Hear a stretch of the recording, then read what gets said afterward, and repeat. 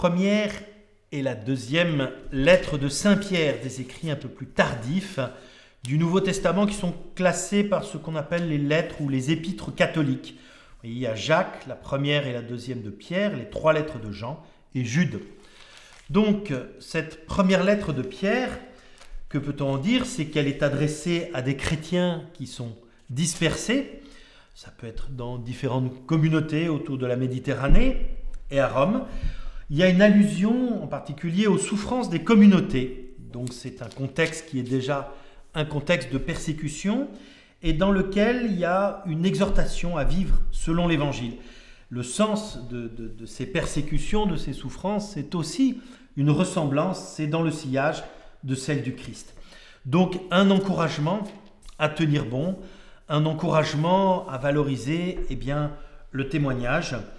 Dans cette période, vous voyez probablement la fin du 1er siècle, rédigé vers 70, peut-être plutôt 90. L'auteur, bien sûr, c'est attribué à Pierre. Plus un écrit antique a un auteur célèbre, connu, plus il a une autorité. Ça peut être peut-être probablement un de ses disciples ou quelqu'un d'autre, mais cette autorité de Pierre, elle est là aussi, et elle montre qu'à la fin du 1er siècle aussi, la figure de Pierre a une autorité particulière.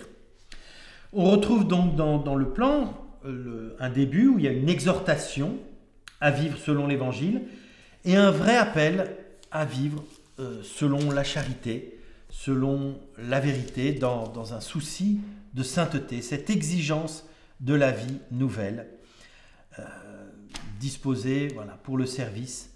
Ce n'est pas des biens corruptibles, l'argent ou l'or, pour ça que vous avez été appelés, rachetés de la conduite superficielle. Il y a vraiment une invitation à vivre d'une vie nouvelle. Vous êtes chrétien, ne vivez plus comme les païens. Et puis, le comportement à adopter dans ce nouvel environnement. Les chrétiens sont dispersés parmi les nations.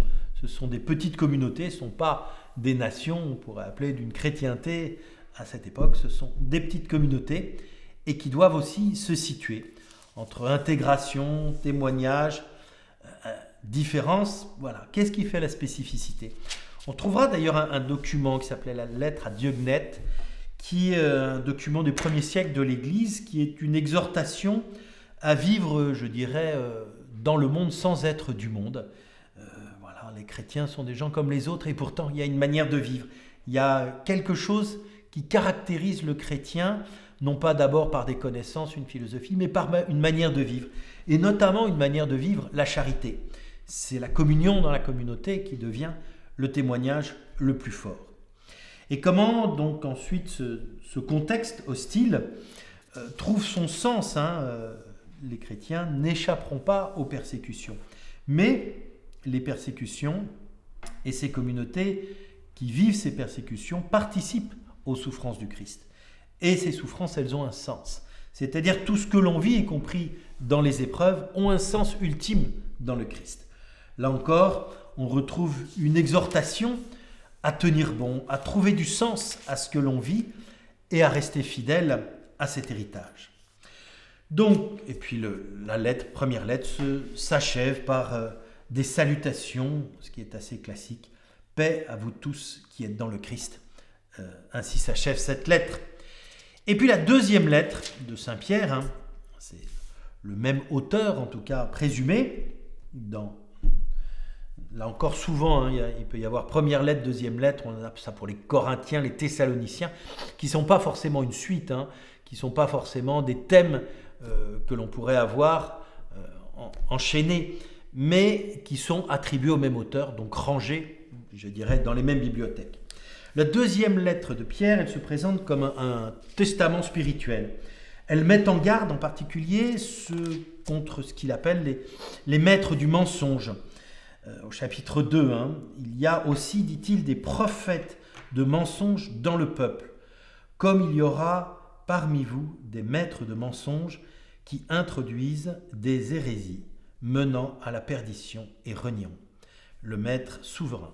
Donc là aussi, déjà, cette mise en garde, cette volonté de garder une foi pure, et on sent que tout au long, en particulier les premiers siècles de l'Église, vont émerger des erreurs en particulier sur l'identité du Christ, vrai homme, vrai Dieu, sur la nature profonde du Christ, et puis sur un certain nombre de comportements.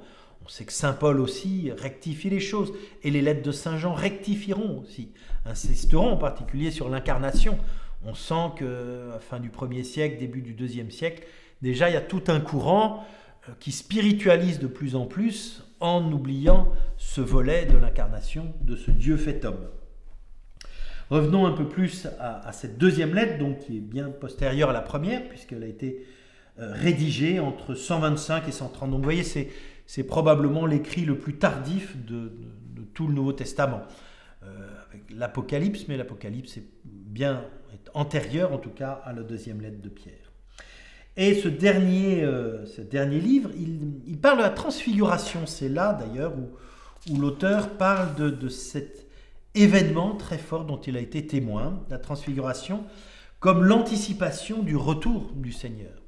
Et déjà, il y a ces discours d'ailleurs contre lesquels saint Paul mettra en garde.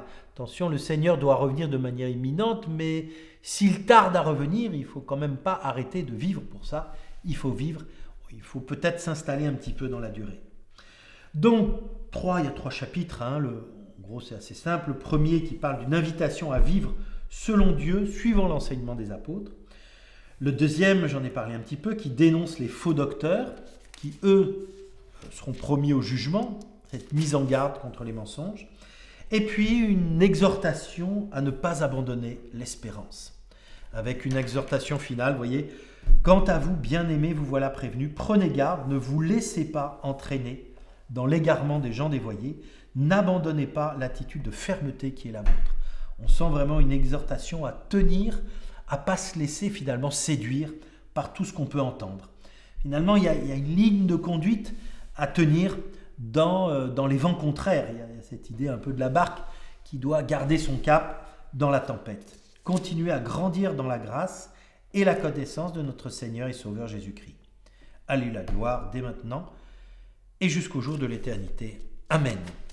Bonne lecture des premières et deuxièmes lettres de Pierre.